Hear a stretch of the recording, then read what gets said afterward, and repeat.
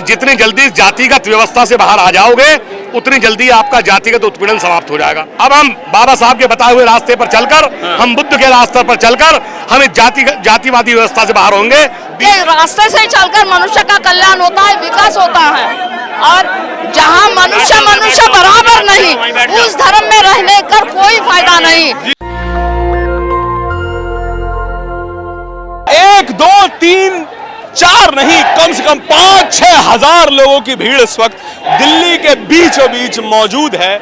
और ये भीड़ इस वक्त आप देख रहे हैं वो लोग हैं जो दिल्ली के पूर्व सोशल जस्टिस मंत्री राजेंद्र पाल गौतम के समर्थन में आई है। उन्होंने 5 अक्टूबर 2022 को 22 प्रतिज्ञाएं ली, जो 22 प्रतिज्ञाएं आज ही के दिन 1956 में बाबा साहब अंबेडकर ने ली थी।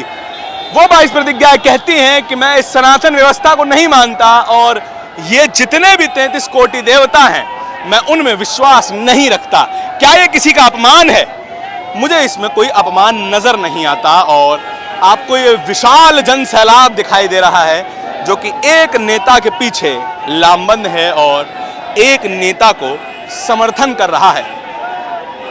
हालांकि राजेंद्र पाल गौतम आज भी अरविंद केजरीवाल को अपना नेता बता रहे हैं, लेकिन समाज में अरविंद केजरीवाल के लिए बहुत ज़्यादा नाराज़गी है।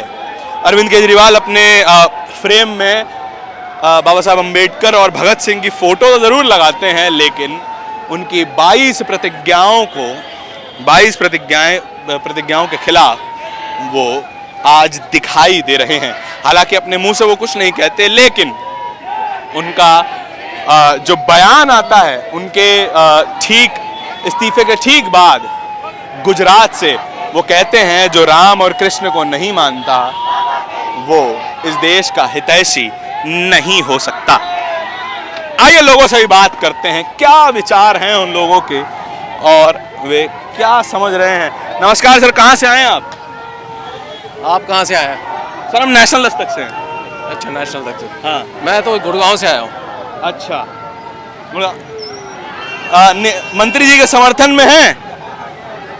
मंत्री जी के जो काम है वो काम के समर्थन में है जी।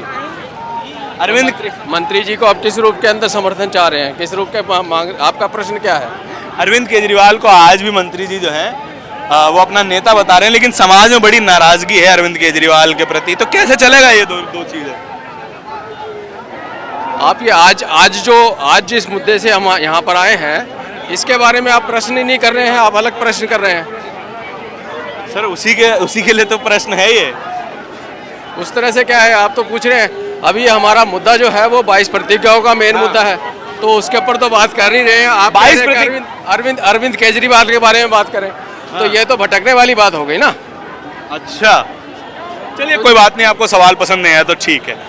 देखिए कुछ कंफ्यूजन्स भी हो सकती हैं, और ये देखिए कितनी बड़ी भीड़ जो है इस वक्त यहाँ मौजूद है, और तमाम लोग यहाँ मौजूद है। कम से कम 5-6 हजार की भीड़ है ये, और एक नेता के पीछे मैंने इतनी बड़ी भीड़ बहुत ही कम देखी है। लेकिन ये एक समाज की शक्ति है कि अपने नेता को वो किस तरीके से इतना बड़ा समर्थन कर रहा है, इतना बड़ा समर्थन। सर दिल्ली में एक नेता के पीछे इतनी बड़ी भीड़ मैंने बहुत कम देखी है, आज क्या हो गया ये? देखिए ये जो जातिगत उत्पीड़न पूरे देश में ये ब्राह्मणवादी व्यवस्था के जो लोग कर रहे हैं, उसके लिए बाबा साहब ने 14 अक्टूबर 1956 को बौद्ध धर्म की दीक्षा लेकर कहा था कि जितनी जल्दी जातिगत व्यवस्था से बाहर आ जाओगे उतनी जल्दी आपका जातिगत उत्पीड़न समाप्त हो जाएगा। तो हमारे लोगों ने इस पे ज्यादा ध्यान नहीं दिया। तो तब से लेके अब तक बाबा साहब तो चले गए, 56 में है, उनका परिनिर्वाण हो गया 6 दिसंबर 1956 को। लेकिन हमारे जो नेता थे उन्होंने बाबा साहब की तो बात की, बाबा साहब को तो बटर और ब्रेड की तरह लगा के काट के खाया, लेकिन समाज को बताने का काम नहीं करा और ब्राह्मणवादी लोगों के तलवे चाटने का काम किया।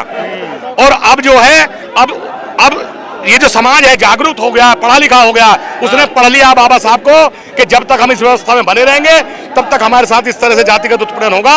इसलिए सबने निर्णय ले लिया है कि हम इस जातिवादी व्यवस्था में हम नहीं रहेंगे। और अब हम बाबा साहब के बताए हुए रास्ते पर चलकर, हम बुद्ध के रास्ते पर चलकर हम इस जातिवादी व्यवस्था से बाहर होंगे, बीजेपी को बहाल करेंगे। बीजेपी की ओर तो बहुजन समाज नहीं जाएगा, मैं इतना क्लियर जानता हूं।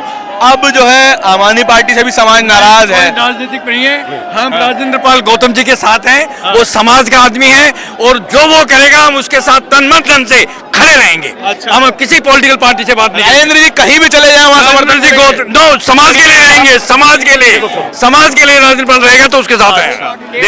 देखिए ये जो इन्होंने बात कही है वो सही कह रहे हैं जी कि राजेंद्र पाल गौतम जी के हम लोग साथ हैं, क्योंकि वो आज मूवमेंट का काम कर रहे हैं।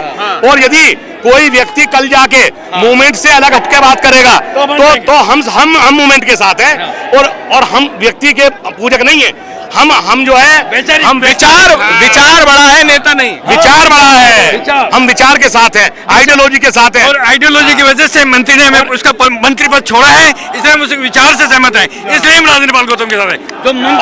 और आज जो इतना जो आप लोग देख रहे हैं, ये वो लोग हैं जो बाबा साहब की विचारधारा में विश्वास करते हैं।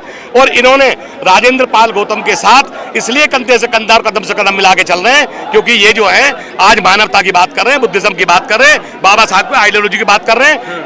ये आज का जिंदगी ऐतिहासिक तो है, 22 प्रतिज्ञाओं की वजह से भी ऐतिहासिक है। और आज की इतनी बड़ी रैली है, इतना बड़ा जो भीड़ आई है, उसकी वजह से भी ऐतिहासिक हो गया। मैं विश्वास नहीं कर पा रहा हूँ कि दिल्ली में इतनी बड़ी रैली हो गई।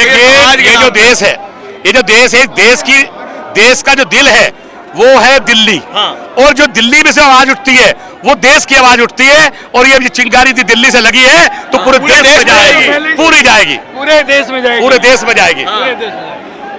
चलिए, गौतम जी को आप वहां देख सकते हैं कि जय भीम के नारे लगा रहे हैं और पूरी भीड़ जो है वो दोहरा रही है। हम उनके करीब जाने की कोशिश करते हैं कि कितनी जबरदस्त भीड़ आपको इस वक्त यहाँ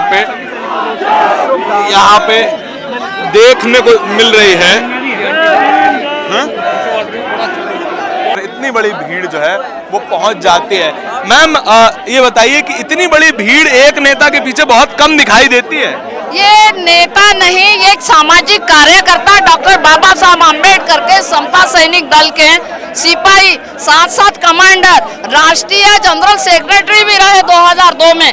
उनके साथ हम 30 साल से अधिक हो गए, हम 32 साल के लगभग, कि हम इनके साथ मिलकर काम कर रहे हैं। और ये बौद्ध धर्म के रास्ते से चलकर मनुष्य का कल्याण होता है, विकास होता है। और जहाँ मनुष्य बराबर नहीं, उस धर्म में रहने का कोई फायदा नहीं। अगर उन्होंने 22 प्रतिज्ञाएं ली थी, तो कोई अपराध नहीं लिया। हम हमेशा 30-32 साल से समता सैनिक दल के मंच पर हम बोलते आए हैं।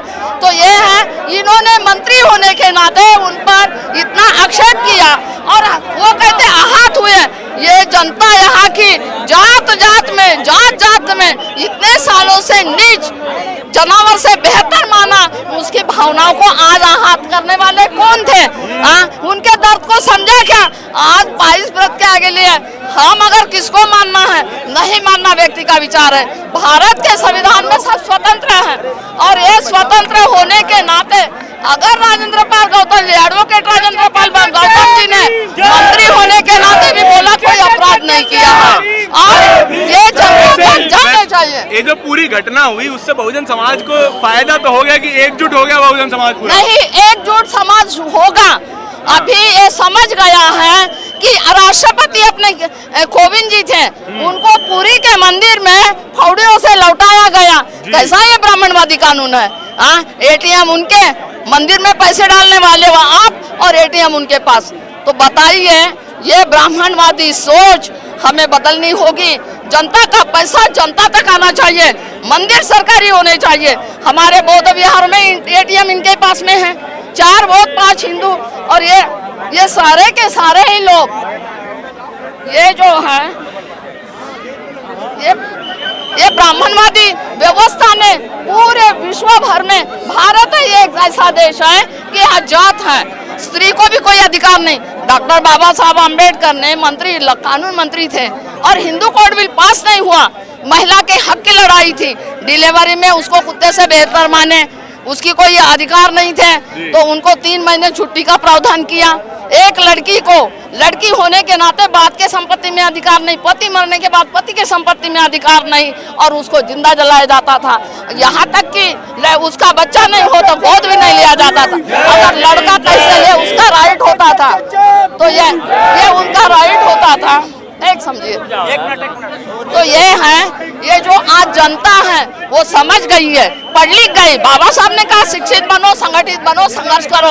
आज शिक्षित हो गए और संगठित भी है। आप देख रहे हैं कितनी जनता एक आवाज में आ सकती है। तो ये जनता आज वो नहीं रह पाए, मूक बधिर रहने वाली, आज बोलने वाली हो गई। पढ़कर वो देख सकती, अंधविश्वासों में अब नहीं चलेगी, क्योंकि हर इंसान को सम्मान चाहिए, हाँ, और सम्मान के साथ जीने का हर व्यक्ति का अधिकार है, चाहे स्त्री हो पुरुष हो। और नीच ऊंच तो है नहीं। हर माँ की पैदा होने की एक क्रिया अलग है, एक है पैदा होने की, कोख से ही पैदा करती हैं, 9 महीने कोख में रखती हैं, फिर जाति कहाँ से आई? कोई ऐसे उच्च जाति का आदमी बताए मुख से पैदा हुआ हो? तो स्त्री और पुरुषों के क्रिया एक है, पैदा होने के रास्ते एक है, तो ये जाति कहाँ से आई? नेता होता है शेड्यूल कास्ट, दलित माना जाता है। कितना भी बड़ा राष्ट्रपति बने, दलित राष्ट्रपति, आदिवासी राष्ट्रपति, ये कहाँ से है?